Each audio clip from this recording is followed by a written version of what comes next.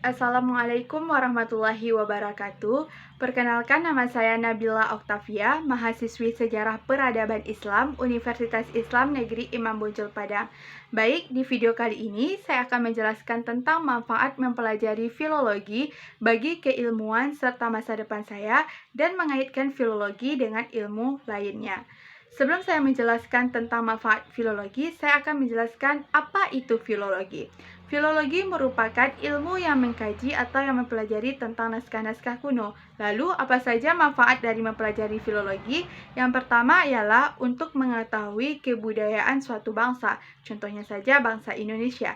Ketika kita mempelajari naskah-naskah kuno, biasanya kita akan mengetahui kebudayaan-kebudayaan apa saja yang pernah berlangsung atau pernah terjadi di Nusantara. Sehingga kita juga bisa melihat bagaimana cara pandang atau cara pikir orang-orang terdahulu. Yang kedua ialah untuk mengungkapkan bagaimana tradisi atau adat istiadat yang pernah berlaku di kehidupan orang-orang terdahulu. Yang ketiga yaitu ketika kita mempelajari filologi, kita akan mendapatkan manfaat yaitu menguasai bahasa arkais atau bahasa kuno. Seperti contohnya sedikit demi sedikit, alhamdulillah saya sudah mulai bisa menguasai bahasa Arab Melayu. Hal ini merupakan manfaat terpenting bagi keilmuan serta masa depan saya. Selanjutnya, ketika kita mempelajari naskah-naskah kuno atau ilmu filologi, maka data-data dari filologi tersebut dapat dijadikan sebagai sumber data sejarah di masa lalu, serta kejadian-kejadian atau peristiwa yang terjadi di Nusantara. Lalu, apa saja ilmu-ilmu yang berkaitan dengan ilmu filologi? Tentu banyak sekali ilmu yang berkaitan dengan ilmu filologi. Namun, menurut saya pribadi, ada beberapa ilmu yang sangat berkaitan erat dengan filologi. Yang pertama itu adalah ilmu linguistik. Ilmu linguistik atau ilmu bahasa merupakan ilmu yang sangat berkaitan dengan filologi. Mengapa demikian? Ketika kita mempelajari naskah kuno, tentunya kita harus menguasai bahasa yang ada di dalam naskah tersebut.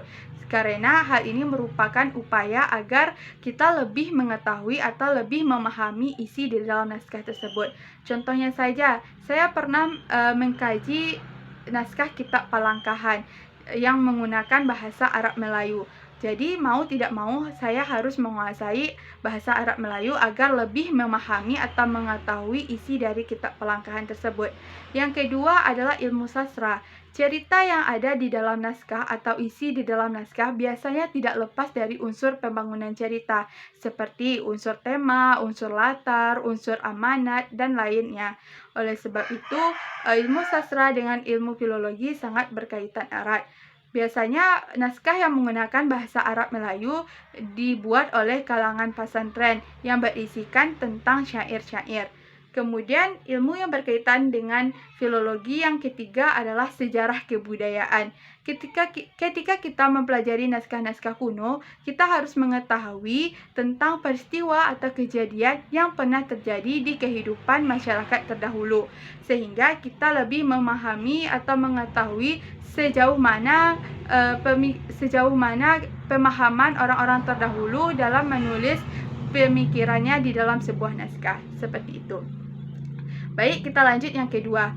Jika saya menjadi seorang filolog, saya mempunyai harapan yang besar terhadap ilmu ini untuk masa depan, yaitu saya ingin sekali ilmu ini terus berkembang, ilmu ini terus maju, banyak dikenal oleh semua kalangan, tidak hanya dikenal oleh kalangan akademisi, tetapi juga dikenal oleh seluruh kalangan masyarakat Nusantara khususnya. Dan jika saya menjadi seorang filolog nanti, saya ingin sekali mengadakan sebuah seminar yang mana di sana saya memberikan edukasi betapa pentingnya ilmu filologi atau ilmu yang mempelajari tentang naskah kuno ini untuk kehidupan kita, sehingga ilmu ini terus maju dan berkembang seiring berjalannya waktu. Oleh sebab itu, mari kita bersama-sama untuk mengembangkan ilmu ini, memperkenalkan kepada generasi muda agar lebih meminati atau memberikan perhatian lebih terhadap ilmu ini. Terima kasih, hanya ini yang dapat saya sampaikan. Kalau ada salah-salah kata, saya mohon maaf. Saya ingin berpesan, tetap jaga kesehatan, semoga Allah melindungi kita semua. Terima kasih telah menonton video ini, semoga bermanfaat. Wassalamualaikum warahmatullahi wabarakatuh.